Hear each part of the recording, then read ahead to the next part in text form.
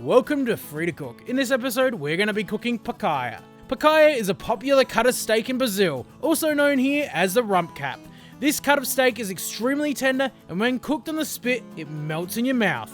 To start, you'll need a picanha, or a rump cap. It's not as common in Australia or in the US, as it's normally used for rump steaks. The ideal size you want is about 1.5 kilos or 3.5 pounds. First, trim off any excess fat and silver skin from the bottom. Now, when it comes to slicing, you want to follow the fibers. Slice into 3 or 4 pieces of steak about 2 inches thick.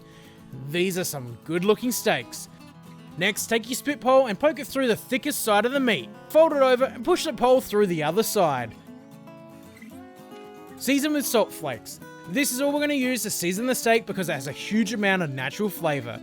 Make sure you don't get any of that salt on the fat, otherwise you end up with salty tasting fat that will in turn make the meat even saltier. Let this sit for 15 or 20 minutes to let the salt do its thing. Next, light a chimney of charcoal. I'm using Clean Eat charcoal. Place the steak over the charcoal and start up your spit. Let the picanha cook for 15 or 20 minutes so the outside can caramelize and the fat starts to render.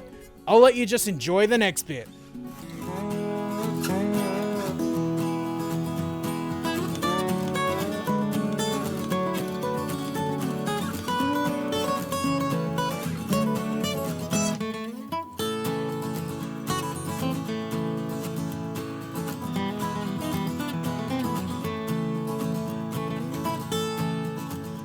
Once the outside layer is cooked, slice off the edge of the steak. It's beautifully medium rare. As this is the dish you eat as you go, place the picanha back over the charcoal and let it continue to cook. Season again with salt.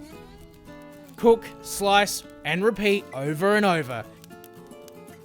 There you have it, picanha. This steak is melt in your mouth, amazing. This is the type of meal you and a bunch of friends can sit around for a couple hours and slowly eat your way through those steaks.